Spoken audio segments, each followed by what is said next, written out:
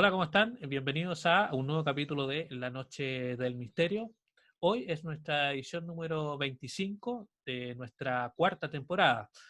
Saludamos a todos nuestros amigos que nos sintonizan desde diferentes ciudades de Chile y diferentes latitudes del mundo.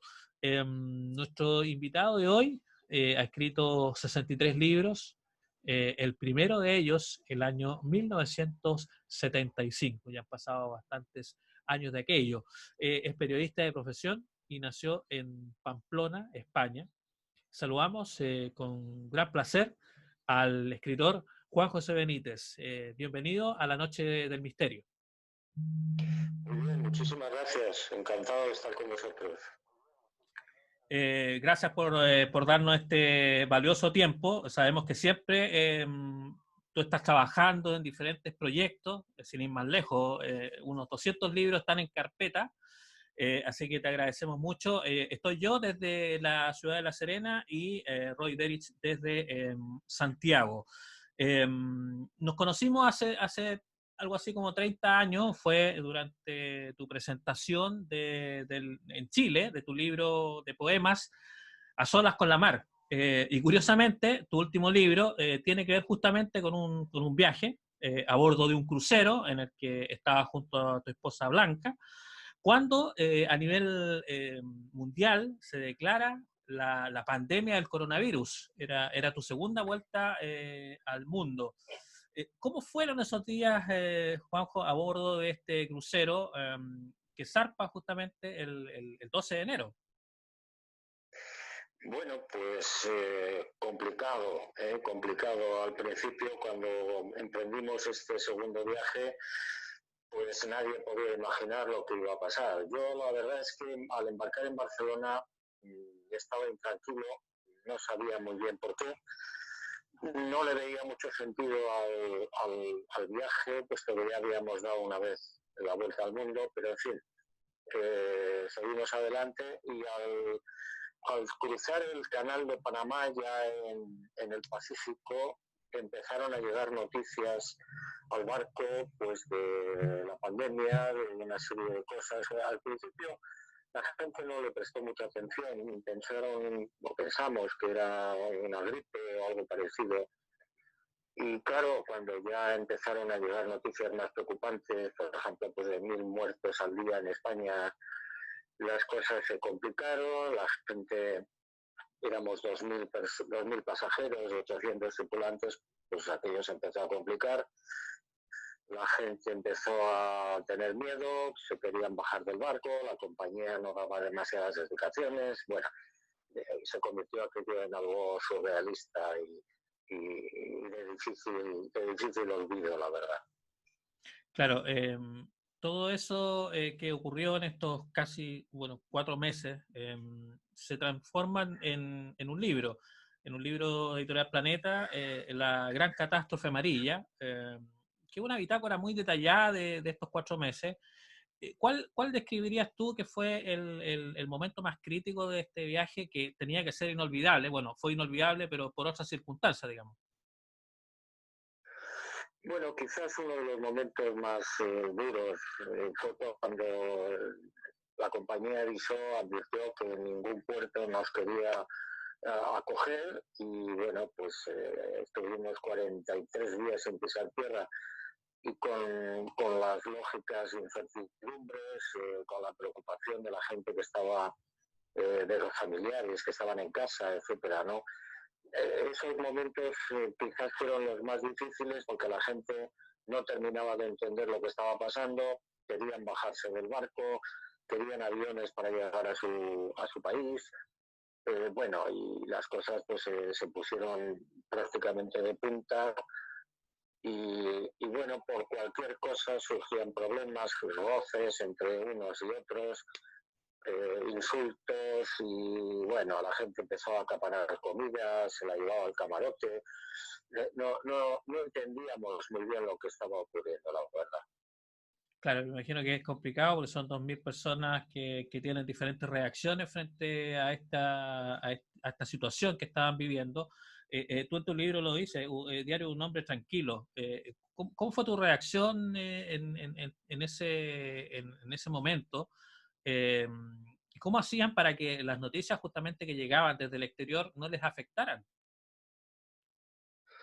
Bueno, pues hubo de todo, ¿no? Había gente muy solidaria, gente maravillosa que ayudaba en todo, que trataba de animar al grupo, a la gente, y la mayoría, la verdad, pues en una situación muy tensa, con los nervios desatados y muy egoísta, ¿no?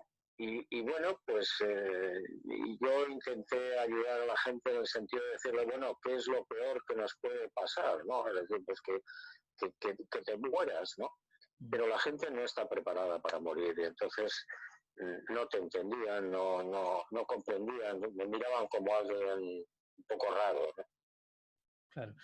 Tú siempre señalas que no crees en la casualidad y en parte de tu libro tú indicas que crees que algo, alguien o algo te sacó desde España justamente para que pudieras pasar con Blanca estos días tan complicados que se estaban viviendo en España y en Europa a bordo justamente de este crucero Costa Deliciosa. Sí, bueno, lo piensas un poco a posteriori, ¿no? Cuando yo te decía que al principio yo no entendía muy bien por qué estaba haciendo ese nuevo viaje, puesto que ya lo había hecho.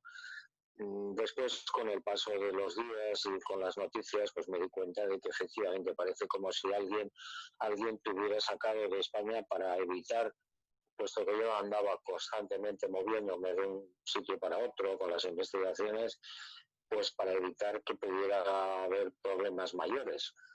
Si nos hubiéramos quedado en casa, pues la verdad es que hubiéramos corrido más riesgo que en el barco, que en el barco era como una especie de burbuja y bueno, pues allí en realidad no pasó prácticamente nada. Claro. Me llamó la atención que tú mencionaste también en tu libro, que terminé de leerlo hace ayer, justamente, donde hablas que, por ejemplo, no usaron mascarilla ni alcohol gel durante el viaje, incluso bajaron en varios puertos en Australia, que era un lugar complicado del tema de la pandemia, y allá parece que no le importaba a nadie le importaba mucho el coronavirus. No, la verdad es que en ese sentido la compañía yo creo que se columpió un poco porque Australia estaba en la alerta roja en esos momentos y sin embargo autorizaron a bajar en varios puertos del sur del país. Eh, yo me quedé muy extrañado porque incluso fui a hablar con el capitán y le pregunté a ver por qué bajábamos en Australia cuando estaba en alerta roja. No me dio ninguna explicación, no lo sabía. Y, y bueno, pues allí, por supuesto, en el barco no había ningún tipo de prevención, por lo menos en los primeros momentos. No había test, no tenían ningún tipo de medio. Y ya cuando la pandemia empezó a prosperar y avanzar por el mundo, pues entonces es cuando establecieron algunas normativas en fin, para no darse la mano, para que evitáramos el contacto con otras personas, pusieron algunas cintas en las barras de los bares para que no nos acercáramos a los camareros, pero poco más. Sí, ahora tú lo mencionaste recién, tú tenías un presentimiento, tenías un mal presagio, digamos, incluso, eh, y algo que tiene que ver con los números también, porque hablabas tú en el libro también del número del camarote, por ejemplo, que les tocó. A ti te gusta mucho también hacer el análisis de los números. Sí, sí, sí, es una de las primeras cosas que hice. Recuerdo que empecé a mirar la cábala y bueno, pues el número del camarote significaba dos cosas fundamentalmente. Una, dolor, que no entendí muy bien, por lo menos al principio, y luego casa. Eso sí lo comprendí, pues porque de alguna manera la casa, el camarote era un poco la casa, ¿no? Durante casi 4 meses. Claro. Ahora, con el paso de los meses, ¿de dónde tú crees que proviene este virus? ¿Es un virus que, como dicen, se escapó de un laboratorio en China? No, no lo creo. no lo creo. Lo que pasa es que eso, pues, en fin, no es... En fin, la opinión pública la gente no lo contempla, ¿no? Pero por las informaciones que yo he ido recibiendo, que recibí en su momento, este virus es un virus de fabricación militar, es decir, que lo habrían fabricado los militares norteamericanos en Estados Unidos y lo hubieran sembrado ellos. Una de las tapaderas que utilizaron, que es la palabra que ellos usan, tapadera, sería precisamente China. Y bueno, es una tapadera para echarle la culpa a alguien. En este caso, bueno, pues en Wuhan se dijo de todo, han dicho de todo, pero por lo visto, por la información que yo tengo, no fue así, sino que simplemente se les utilizó. Claro. Ahora, esta es una información que a ti te llega. ¿Cuál es la credibilidad que tú le entregas a esa información? Bueno, yo en cuanto regresé a España y leí la famosa carta, pregunté a mi contacto en Estados Unidos, me dijo que la credibilidad era completa. Conocía perfectamente a esta militar norteamericana, habían sido novios incluso, y pensaba que la credibilidad era del 100%. Perfecto. Y hay una frase tuya del libro que realmente inquieta un poco. El coronavirus es un ensayo general para algo terrible. O lo dijiste en una entrevista, no me recuerdo bien si fue en el libro. Eh, ¿Qué significa eso? Bueno, pues yo entiendo, ojalá esté equivocado, Cristian, pero yo entiendo que esta situación actual, esta pandemia, con tantísima gente fallecida, etcétera, y la ruina total prácticamente para Europa desde el punto de vista económico, pues sería una especie de ensayo general para algo mucho más grave que vendría en el 2027. Y repito, ojalá esté equivocado. Ya, eso es lo que tú mencionas en otro de tus libros también, ¿no?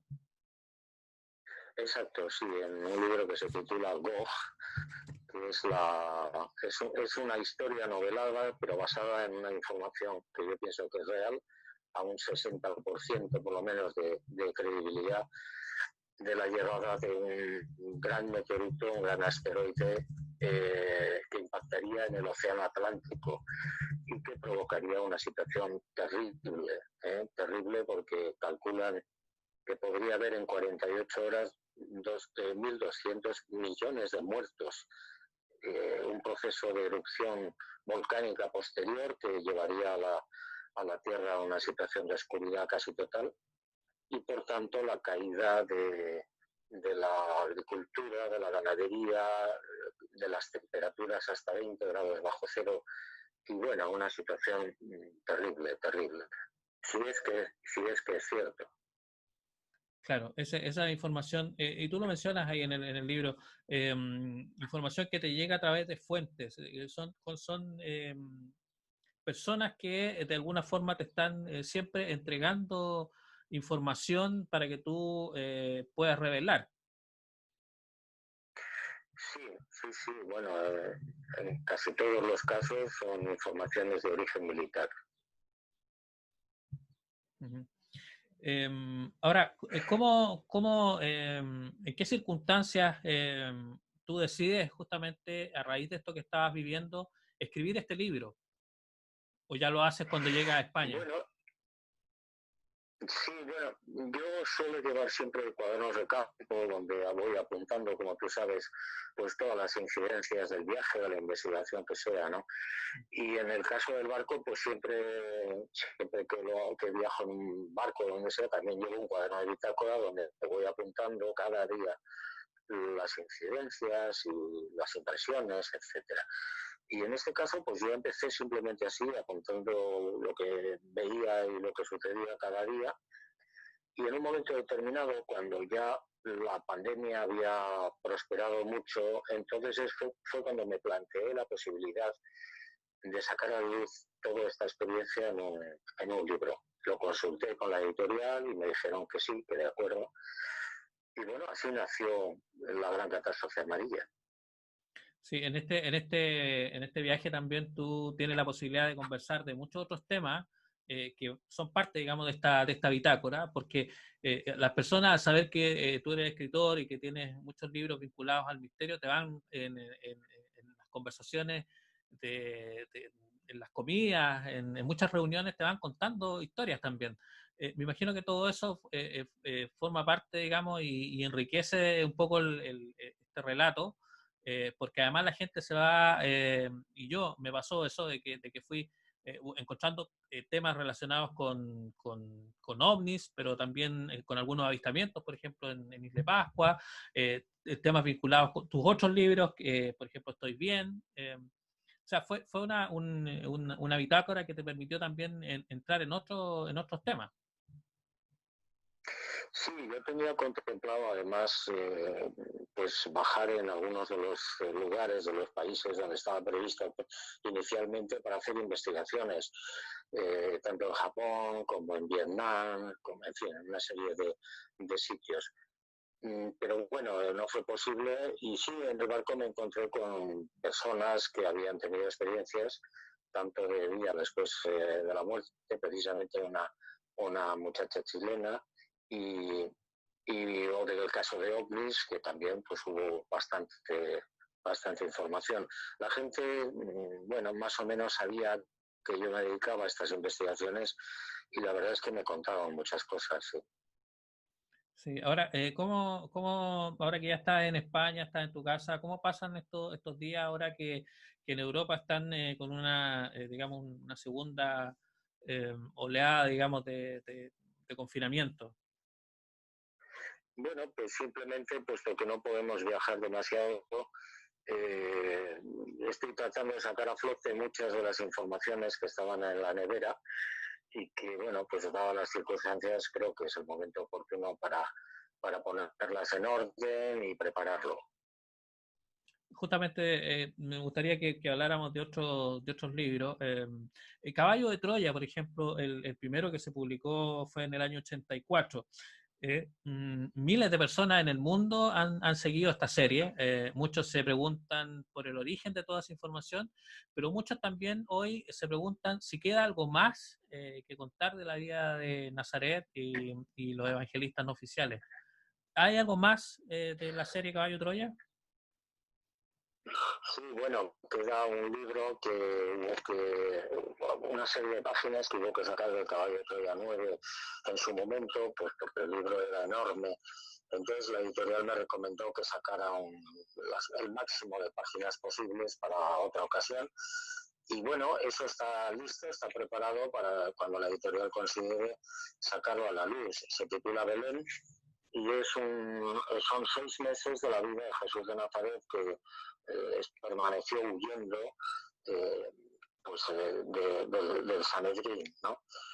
Y luego queda un último libro, diríamos, no de Caballo de Troya, pero sí relacionado con Jesús de Nazaret, que es Rayo Negro, que es un libro donde se cuenta las experiencias que tuvo Jesús de Nazaret 2 o 3 años antes de su vida pública.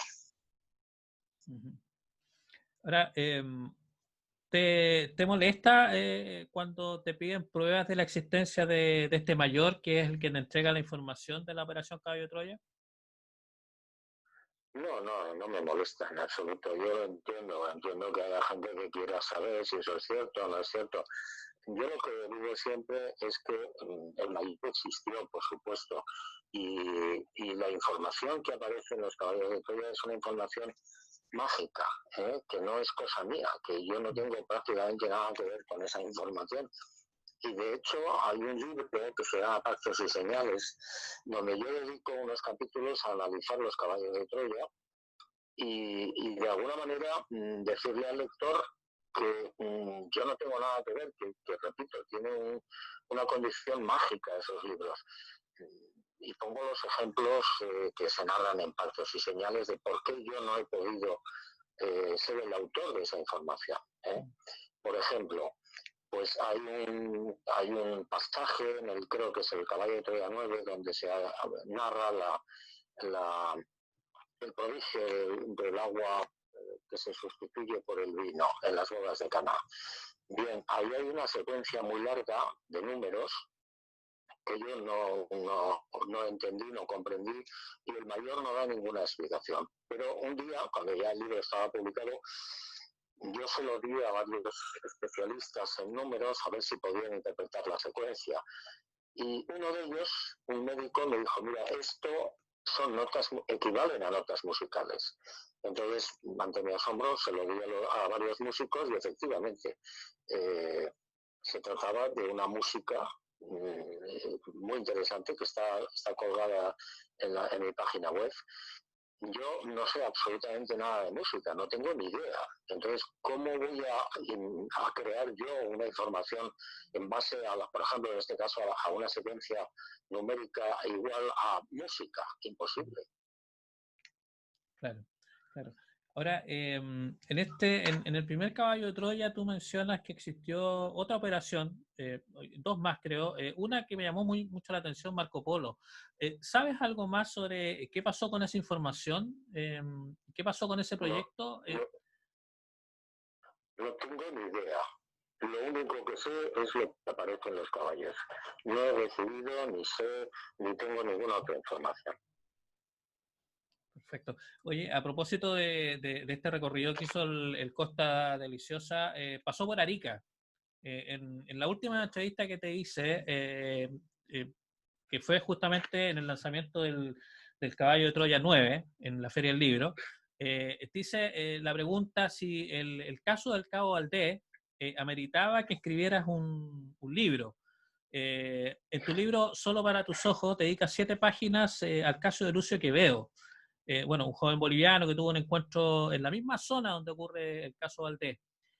Y ya no, a tu juicio ya no hay nada más que decir sobre el incidente de la patrulla en Putre y lo otro, ¿cuándo vas a publicar la conversación que tuviste con el joven boliviano, con Lucio Quevedo? Bueno, el libro que tenía que haber salido en octubre de este año se llama Mis primos y la editorial consideró que había que aplazar la publicación para el año que viene, también supongo que en octubre. En ese libro, Mis primos, hay una serie de casos, de investigaciones donde aparece justamente el encuentro del Cabo Valdés, pero redondeado, completado con otro caso que para mí es interesantísimo y de alguna manera clave para el asunto del Cabo Valdés, de Armando Valdés, que es un caso que vivió una familia al sur de Chile y justamente en esas mismas fechas, un poquito después del caso Valdés, creo recordar en 1977. El caso de Valdés fue en abril, finales de abril. Sí. Y esta gente, esta familia del sur de Chile, lo vivió en septiembre. Exactamente igual que le pasó al Cabo Valdés, incluso más interesante, diría yo. Esta familia, te lo resumo, estaba en ese momento en su casa, en una granja en el campo, y bueno, vieron un objeto que llegaba por la noche y se colocaba encima de la casa. Y ellos, muertos de miedo, pues se agarraron de las manos, eran, si no recuerdo mal, los padres y 6 o 7 hermanos. Y bueno, pues se dieron cuenta de que veían los huesos, al agarrarse de las manos, veían los huesos o los esqueletos, ¿no? Bueno, ahí la nave se marchó, desapareció y a la mañana siguiente, cuando despertaron, los varones tenían una barba de aproximadamente 3-5 días. Claro, yo inmediatamente cuando me enteré del caso me fui a la granja, estuve hablando con los testigos y me di cuenta de que probablemente era la misma nave que, entre comillas, se llevó a Armando Valdés. Mira qué interesante. ¿Y eso tú crees que se publique este año o ya tendríamos que esperar hasta el próximo año?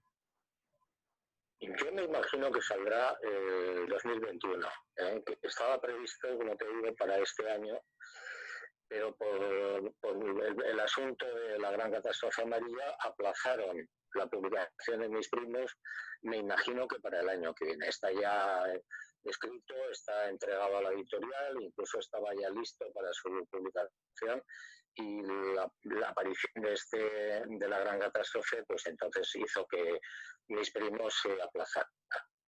Ahora, ¿qué te parece a ti las versiones que ha dado Armando Valdés en el último tiempo en relación a que todo sería una broma que le habría estado jugando a sus conflictos? ¿Qué te parece esa versión de Valdés? No, no, me parece una estupidez como un piano, porque, bueno, pues la patrulla también vieron lo que vieron, ¿no? Y hay una cinta que para mí era clave, que la grabó Pedro Araneda en el norte, cuando, creo recordar que era Putre, Sí. cuando el cabo Valdés llega por la mañana a las 6 o las 7 de la mañana y va directamente a él a contarle lo que les ha sucedido, no va al cuartel. Araneda lo que hace es le graba la conversación y esa cinta es importantísima. Yo creo que cuando Armando Valdés trata de arrojar balones fuera es pues porque tiene miedo, porque está harto, porque está cansado o qué sé yo, ¿no? Pero por supuesto que pasó algo allí. Y la prueba, repito, es lo que pasó al sur de Chile poco después. Claro. Ahora, Eso no lo sabe Armando Valdés. Vamos, yo te lo estoy ofreciendo, Cristian, en primicia, porque no lo había dicho nunca. excelente. Yo creo que eso, como dices tú, es una prueba importantísima para este caso, que recordemos que es un caso de los más famosos de nuestro país a nivel internacional. Ahora yo te preguntaba por el tema de Lucio Quevedo, porque también ocurre ese incidente, también ocurre en Putre. ¿Cuándo publicarás algo de esa conversación que pudiste tener con Lucio Quevedo? Porque muchos de los investigadores nacionales hemos intentado contactar con Lucio, pero ha sido imposible. Pero entiendo que tú sí te reuniste con él. Sí, yo pude conversar con él hace unos años en una investigación muy larga y bueno, pues me costó mucho trabajo porque no quería. Él ahora, curiosamente, también es un pastor de una iglesia evangélica y no quería. Entonces, al final conseguí que hablara, me contó todo lo que recordaba, supongo. Y bueno, no lo he publicado todavía, la verdad. Hay algo que no he visto aún en tus libros, son las conversaciones que tuviste con el general Pinochet. ¿Qué cosas te contó y cuándo va a revelar esas conversaciones o no, o van a seguir como una conversación privada? No, para nada. Yo me lo he escrito ya. Lo que pasa es que no he podido, no hay tiempo para publicarlo, no ha habido tiempo. Pero hay otro libro mío que se llama Están aquí, que es un libro de investigación del fenómeno OVNI, que no sé cuándo saldrá, la verdad, sobre ovnis y militares. Bueno, ahí, en ese libro, yo escribo y doy a conocer pues las conversaciones que tuve con el general, por qué las tuve, cuándo las tuve, qué pasó, cómo me entregó después de una de esas reuniones de 4 horas, me entregó la documentación o parte de la documentación oficial, que entre nosotros no aporta gran cosa, es decir, son estudios de tipo médico, psiquiátrico, pero no aportan demasiado que, desde mi punto de vista, al asunto. Para mí lo más interesante fueron las conversaciones que tuve después de que me entregara la documentación, sobre todo una de ellas en su casa, cuando yo le pregunté, bueno, mi general, yo he estado 4 horas con usted hablando del cabo Valdés, tratando de conseguir una información, usted me ha dicho constantemente que no, que eso es un fraude, que este hombre era un borracho, y etcétera. Y a la mañana siguiente usted me ha entregado una documentación sobre el caso, una documentación confidencial. No lo entiendo, le dije. Entonces, recuerdo que me llevó a una esquina del salón, subió el volumen de la televisión y me dijo en voz baja, es que no podía decirte la verdad, porque los americanos me espían constantemente. Bueno, pues ese tipo de cosas son las que cuento en ese libro, en Están aquí. Además de alguna experiencia vivida por Pinochet también, entiendo. Sí, hay un encuentro que en este caso no me lo contó el general, sino Lucía, una de las hijas, El general no lo vio en una de las fincas, en la finca que tenían estos señores en verano, apareció un objeto, lo vio toda la guardia, toda la policía que estaba allí en la finca, y a las pocas horas fue cuando sucedió el atentado que sufrió Pinochet. Claro. Claro, bueno, vamos a estar a la espera también de ese libro, porque siempre del caso Valdés y de la documentación oficial, de la investigación oficial, es poco lo que se sabe. Así que vamos a estar muy atentos a eso. Juanjo, otro libro que es muy comentado entre quienes investigan el tema, y mucha gente, yo lo he visto por las redes sociales también, es Ricky B. Que publicaste en el año 2017 y que da cuenta de una historia que realmente es extraordinaria. Se han hecho varias ediciones, tuve la suerte de tener la primera, pero la segunda parte de esa historia es algo que muchos estamos esperando. ¿Está dentro de esos 200 libros que tiene o 200 investigaciones que tiene en carpeta? ¿Hay algo de Ricky? Sí, sí, la verdad es que la segunda parte de Ricky es algo que está pendiente. No sé exactamente cuándo lo podré escribir, lo tengo en mente, pero no lo he hecho todavía, la verdad. Hay mucha información muy interesante de los infiltrados en el mundo, no solamente el caso de Ricky, que yo toco también, sino de otros casos también muy, muy interesantes. Pero no sé, la verdad, no sé cuándo lo publicaré, porque el problema es que me falta tiempo. Claro, claro. Hace unos meses salieron a la luz unos videos de la Armada Norteamericana en donde se muestran encuentros con ovnis. ¿Qué te parece ese tipo que se estén dando ese tipo de documentos, que se estén dando a la luz ese tipo de documentos? ¿Es algo positivo o crees que hay algo detrás? Bueno, sí, es positivo, pero vamos, yo lo entiendo como el chocolate del loro, ¿no? Es decir, es una mínima parte de lo que verdaderamente tiene los militares norteamericanos. Bueno, decir que hay unos objetos que los han perseguido, que los han filmado, no sé qué, pues está muy bien, pero eso pasa casi todos los días. Lo que pasa es que no lo van a conocer, no lo van a la publicidad, pero insisto, es una pequeña parte de lo que verdaderamente tienen. Es decir, si la gente supiera lo que ellos guardan del caso Roswell, por ejemplo, la gente quedaría asombrada, porque tienen la nave, tienen las criaturas que iban en esa nave, que seguramente, según mis informaciones, eran cyborgs, mitad hombre, mitad máquinas. Bueno, todo eso deja en la sombra todo lo demás. Claro, claro. O sea, ¿tú crees que realmente no se ha dicho toda la verdad todavía sobre Roswell? No, que va, no se ha dicho prácticamente nada, se ha dicho algo. Ha habido testigos que han salido, que han declarado, que han comentado lo que habían visto. Bien, todo eso sí, pero es que se sigue trabajando y se sigue investigando por parte de los militares norteamericanos sobre la nave. En uno de los libros que tengo que publicar todavía, ya está escrito, yo cuento en una investigación que hice con una ingeniera norteamericana que fue llevada con los ojos vendados y drogada con otros 5 ingenieros aeronáuticos, también norteamericanos, fueron llevados a una base desconocida, secreta, en Estados Unidos, y allí se les proporcionó durante 2 semanas una serie de piezas para ver si podían ser utilizadas en aviones de combate.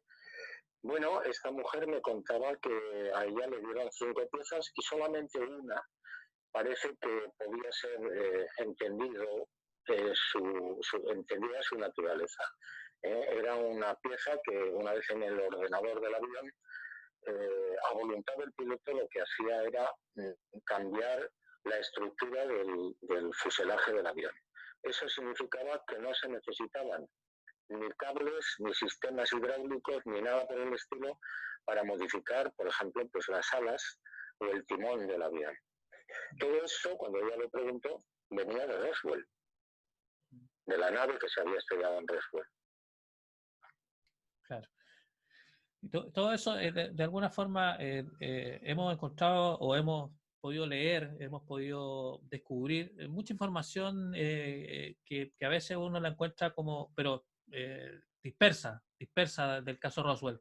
Pero cuando uno escucha, por ejemplo, hablar del día después de Roswell, donde justamente se produce esta transferencia aparente de tecnología, y uno empieza a unir todos los cabos, se da cuenta que lo de Roswell fue mucho más grande de lo que nosotros sabemos. Exacto, sí, sí, mucho más importante, muy grave en el sentido de capturar un objeto que yo ahora pienso que no es que fuera capturado, no es que se estrellara la nave, sino que la estrellaron. ¿Y quién la estrelló? Pues en mi opinión, esto es pura especulación, por supuesto, en mi opinión fueron ellos mismos, estos seres, los que estrellaron esa nave con los cyborgs. Si no, hubiera sido muy difícil que los norteamericanos o quien fuera hubiera podido derribar esa nave. Se derribó la nave en un momento especialísimo de la cultura humana y se dio, a raíz del estrellamiento de esta nave, se dio un salto cualitativo importante desde el punto de vista técnico. Claro. Fíjate que a raíz de eso, pues aparece la fibra óptica, aparecen los ordenadores, el láser, en fin, toda una serie de descubrimientos supuestamente hechos por el ser humano, pero en realidad no fue así. Claro. Ahora, hace poco también hemos visto un nuevo interés por la Luna. ¿A qué crees tú que se debe que hayan tenido que pasar tantos años para que ocurra esto? ¿Y qué fue lo que vieron los astronautas en la Luna?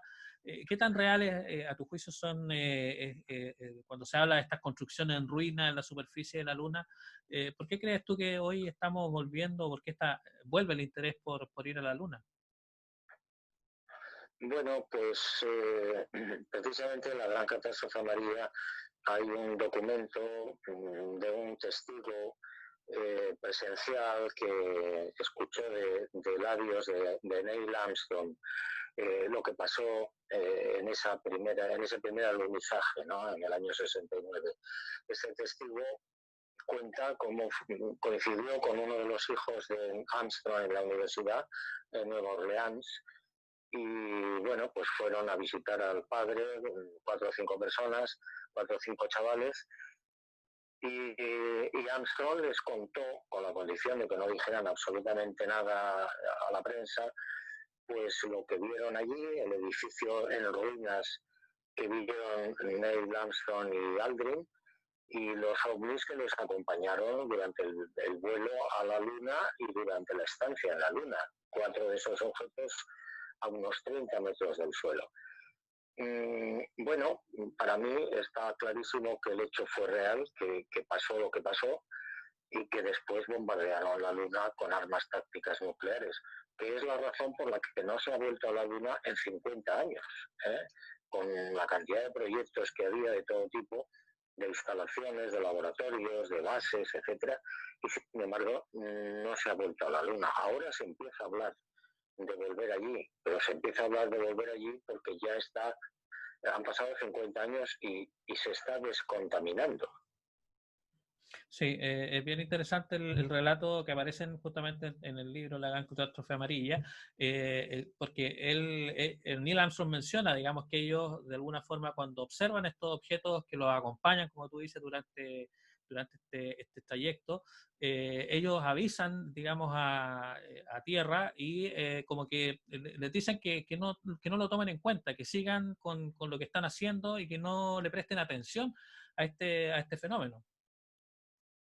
Exacto, sí, eso le enfadó mucho sobre todo a Armstrong, ¿no? Porque se dieron cuenta inmediatamente que ellos lo sabían de mucho antes y por eso no le prestan atención y les piden que sigan con el plan previsto y que se olviden tanto de los ovnis como de las ruinas donde ellos entraron y que filmaron. Por cierto, al regresar a tierra, las grabaciones y las fotografías les fueron requisadas por los militares.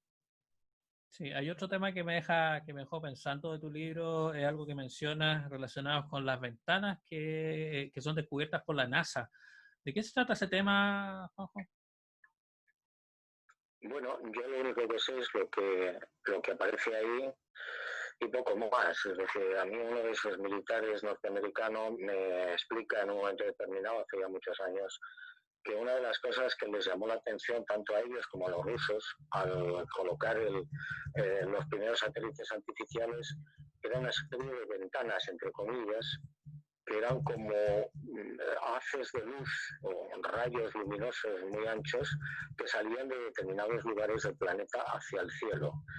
Y que cuando acudieron a los sitios de donde salía el haz de luz, pues allí no había nada en el suelo, ¿no? Bueno, lo interpretaban como una especie de faro para alguien que procede del exterior de la Tierra. Sí, menciona uno de los lugares cercanos, digamos, a Chile, el Cerro Uritorco, por ejemplo. Sí, yo no recuerdo ahora los sitios, había bastantes, eran como 12, me parece recordar. Sí. Y había en todo el planeta. Estuviste por séptima vez en Isla de Pascua, gracias a en este crucero, digamos. ¿Sigues convencido de, como dicen los isleños, que los Moai se movían gracias al mana? En todos estos años de investigación, ¿sigues convencido de ello? Sí, por supuesto. Yo cada vez que he ido a la isla he procurado siempre hablar con los nativos, con los Rapa Nui, y bueno, pues siempre salía el tema de los moais y siempre repetían exactamente lo mismo, es decir, que sus antepasados, los iniciados, los sacerdotes, los príncipes, etcétera, eran los que poseían ese poder extraordinario del mana y era con lo que movían o trasladaban las estatuas, ¿no?, de piedra. Y bueno, pues si uno analiza con seriedad el tema, pues te das cuenta de que primero, en la isla no había madera, es decir, hubo una erupción volcánica en el Mauna Tarevaca 10.000 años antes y los bosques quedaron arrasados. Por tanto, no se podía utilizar los rodillos famosos que dicen que usaban para trasladar las estatuas desde la cantera del Reno Araraku hasta los sitios donde los levantaban, hasta los ajus. Y en segundo lugar, si hubieran utilizado cuerdas, como dicen, para el traslado, esa piel.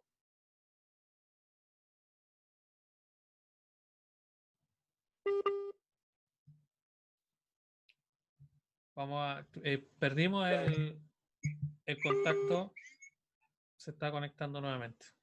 Se ha cortado, sí, dime. Sí, bueno, estábamos en Isla de Pascua y nos estabas contando de esta, yo te preguntaba por esta relación del mana y la construcción de los Moai.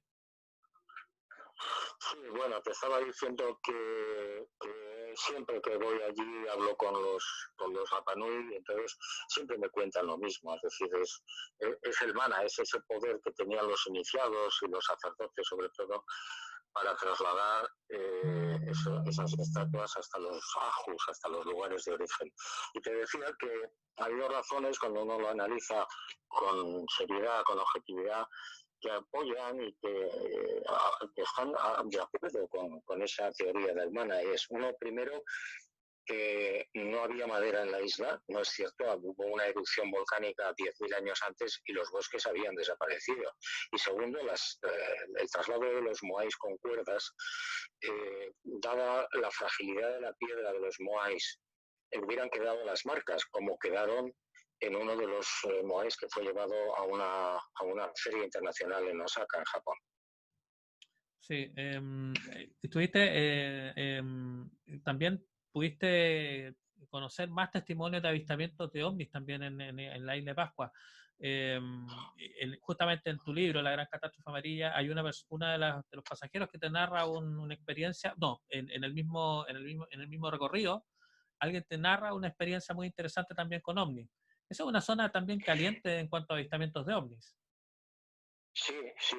Yo he recogido muchísima información allí en la isla por parte de muchos Rapa Nuis que o bien en tierra o bien en la mar pescando, pues han visto estos objetos, han visto a los tripulantes. Bueno, yo incluso creo que algunos de los dioses que aparecen o de los espíritus que aparecen en su mitología podrían ser encuentros cercanos con seres de este tipo. claro. como ha pasado en otros lugares del mundo, por supuesto. Así es. Nos queda poquito tiempo, pero queríamos tratar de hablar de otro de tus libros. Yo te lo mencioné hace un ratito, Estoy bien, y te quería preguntar, ¿en qué momento comienzas a investigar estos casos en los que personas fallecidas hablan y se comunican con sus amigos y sus familiares? ¿En qué momento Juan José Benítez comienza a investigar ese tipo de casos?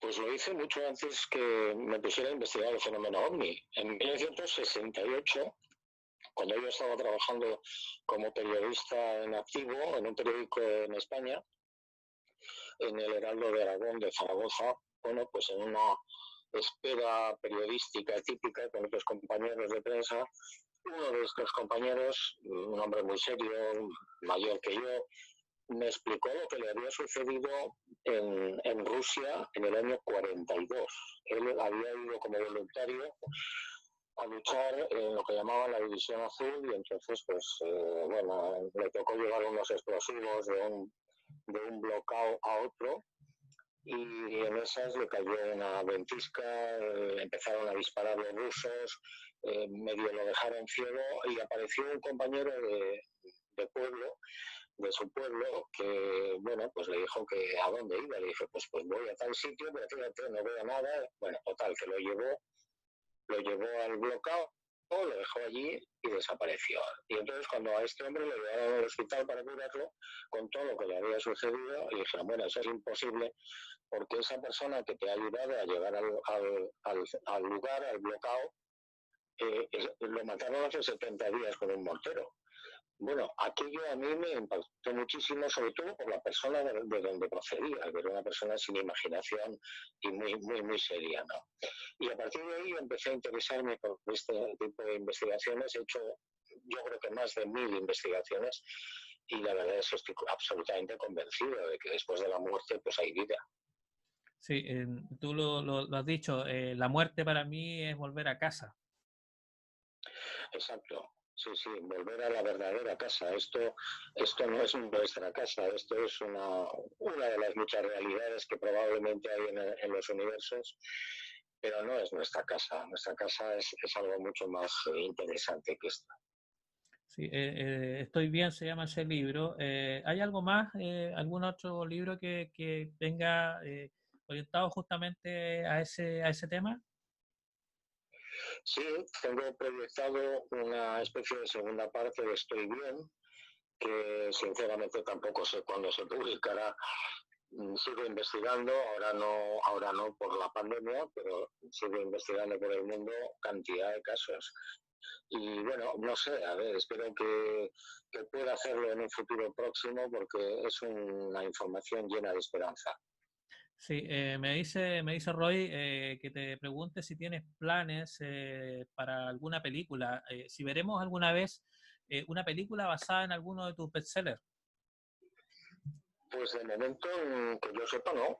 Ha habido algunas conversaciones con plataformas para llevar los caballos de Troya a la televisión, pero de momento no hay nada serio ni creo yo que sea tampoco el momento ahora de ocuparnos de esos temas. Sí, te iba a preguntar lo último ya para ir cerrando. Joseph Alan Heine fue uno de los investigadores más conocidos del mundo, participó en varios proyectos de investigación en Estados Unidos, fue asesor de encuentros cercanos, considerado padre de la ufología y su archivo fotográfico hoy está en tus manos. ¿Has encontrado algo en ese archivo? ¿Hay algo que vaya a publicar con respecto al trabajo justamente de Heine? Sí, sí, sí, sí, hay algunas informaciones muy interesantes y espero que algún día pues pueda sacarlas a la luz, claro. Bueno, Juan José Benítez, te quiero agradecer por haber compartido con nosotros todo este tiempo. Desearte, por supuesto, la mejor de la suerte en todas tus investigaciones. Ojalá nos podamos reencontrar pronto. Aprovecho de enviar un saludo, por supuesto, a tu esposa Blanca, quien siempre ha sido muy gentil con todos nosotros los investigadores chilenos. Así que te mando un fuerte abrazo y te agradezco por todo este tiempo que nos diste para nuestro programa. Bueno, muchísimas gracias a vosotros. Yo también estoy deseando volver a Chile. Muchas gracias. Un abrazo, Juanjo, que estés muy bien. Hasta luego, gracias. Ahí estaba Roy, Juan José Benítez, hablando con La Noche del Misterio, en un programa especial, por supuesto, un programa que por supuesto, fueron hartos temas que traté de sintetizar. Tú sabes que él tiene publicado, y yo lo decía, una cantidad de libros importantísimos, por lo cual los temas que se le pueden preguntar a Juan José Benito son muchos.